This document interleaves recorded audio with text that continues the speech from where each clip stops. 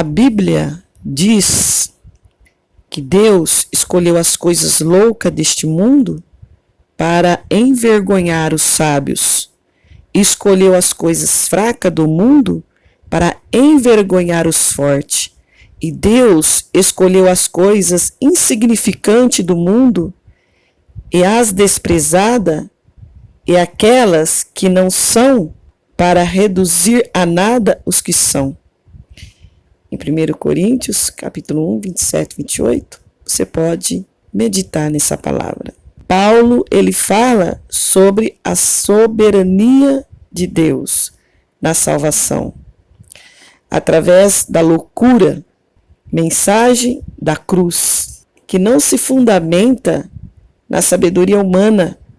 Paulo ensina que a sabedoria humana falha em fazer o homem conhecer verdadeiramente a Deus. Deus escolheu as coisas loucas deste mundo, significa que Deus revelou sua sabedoria da forma mais improvável às pessoas. Deus usa as coisas que o mundo enxerga como loucas a fim de envergonhar os homens considerados sábios aos olhos do mundo. Deus determinou que a fé salvadora viria pela pregação da mensagem de Cristo. Por isso que nós lemos que a fé vem pelo ouvir, e ouvir pela palavra de Cristo. Você lê em Romanos, capítulo 10, no 17.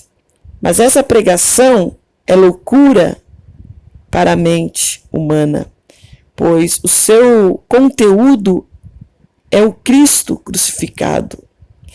Deus, ele não escolheu um elaborador, um completo sistema filosófico humanista para comunicar a salvação. Pelo contrário, ele escolheu a simplicidade do Evangelho que revela o inocente que se fez culpado e que foi morto como um criminoso, maldito numa cruz em lugar dos verdadeiros culpados. Então, a ideia de que a salvação é pela graça, mediante a fé nesse Cristo que foi crucificado, mediante a fé em Jesus Cristo que foi crucificado. Além disso, para os sábios deste mundo, qualquer um que aceita essa mensagem como verdadeira não passa de um louco. Esse tipo de entendimento é verdadeiro em qualquer época. A fé em Cristo sempre foi vista pelos sábios do mundo como um delírio, mas a rejeição, a loucura de Deus resulta numa vergonha de implicações eterna. Após dizer que Deus escolheu as coisas loucas do mundo para envergonhar o sábio, Paulo também diz que Deus escolheu as coisas fracas do mundo para envergonhar os fortes. Essa é a mais uma verdade amplamente ensinada nas Escrituras. Se você vê na parábola das bodas do filho do rei, por exemplo, Jesus fala de uma festa real que ocorreu num certo reino.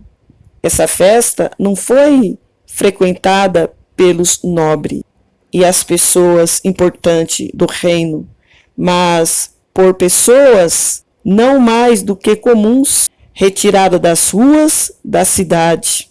Mateus 22, 1, 14. O próprio Jesus também diz que os últimos serão os primeiros e os primeiros serão os últimos. Mateus 20, 16. Fazendo um paralelo com a palavra do apóstolo Paulo, podemos dizer que no plano de Deus as coisas fracas prevalecem sobre as fortes. Se isso não faz sentido para a sabedoria humana, faz todo sentido para a loucura de Deus. Isso porque a loucura de Deus é mais sábia do que os homens, e a fraqueza de Deus é mais forte do que os homens. 1 Coríntios, capítulo 1, 24. Paulo também escreveu que Deus escolheu as coisas insignificantes do mundo e as desprezadas, e aquela que não são, para anular as que são. 1 Coríntios, capítulo 1, 28. Contudo, essas pessoas insignificantes e desprezadas é classificada como nada perante o mundo, que Deus escolheu para si. Então, não é por ser sábio, forte, nobre ou poderoso, segundo os padrões deste mundo, que alguém pode ser salvo. Na verdade, Deus escolheu salvar os humildes. O apóstolo diz que Deus, em sua soberania, não chamou para a salvação muitas pessoas consideradas indispensáveis aos olhos humanos. Em 1 Coríntios 1, 26. É verdade que as palavras de Paulo tiveram uma aplicação prática dentro da comunidade cristã de Corinto, mas também é verdade que o seu princípio igualmente se aplica de forma geral a todos os crentes, indiferente e realidades.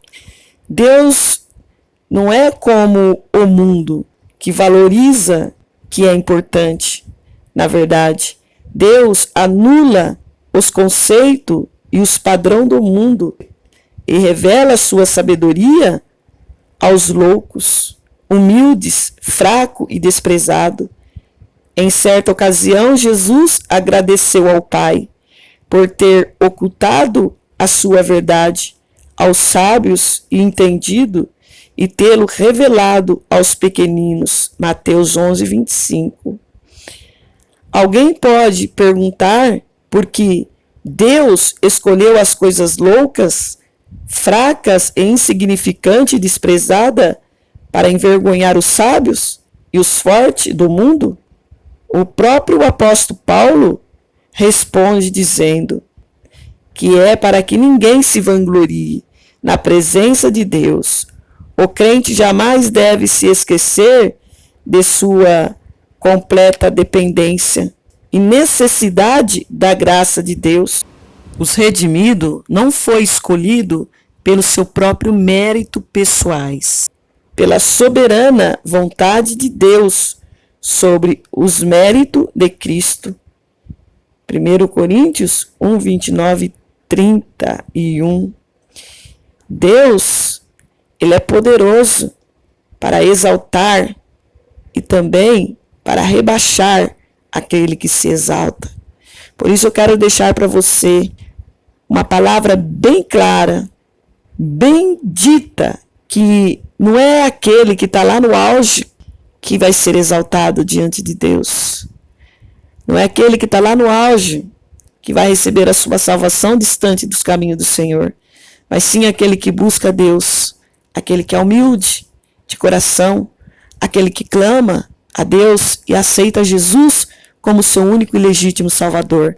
Para morar no céu, precisa aceitar Jesus, reconhecer Jesus na sua vida e saber que você não é nada sem Cristo, porque nós somos dependentes de Jesus. Para morar no céu, nós precisamos negar tudo aquilo que entristece a Deus, o mundo, negar toda vaidade e ser humilde diante de Deus, porque sem humildade nós não chegamos em lugar nenhum. Pense bem na sua vida, pense bem se você está no caminho certo. Eu quero dizer para você que Jesus é o caminho, a verdade e a vida. Somente Ele leva aos céus. Somente Ele concede a você uma coroa. O mundo está cheio de pecado. Todos os dias nós vemos sinal da vinda de Jesus. em vários lugares, de várias formas. Jesus está voltando. E se arrependa, viu, dos seus pecados. Porque se você não se arrepender e não acreditar e não se entregar para Jesus e não se humilhar para Cristo e pedir perdão a Ele dos seus pecados e reconhecer que Jesus é o único e legítimo Salvador, nada você vai conseguir. Mas se você reconhecer que Jesus é o único e legítimo Salvador das suas almas e se arrepender dos seus pecados, pode ter certeza que Jesus te perdoará e te receberá de braços abertos. O caminho é Cristo, não existe outro.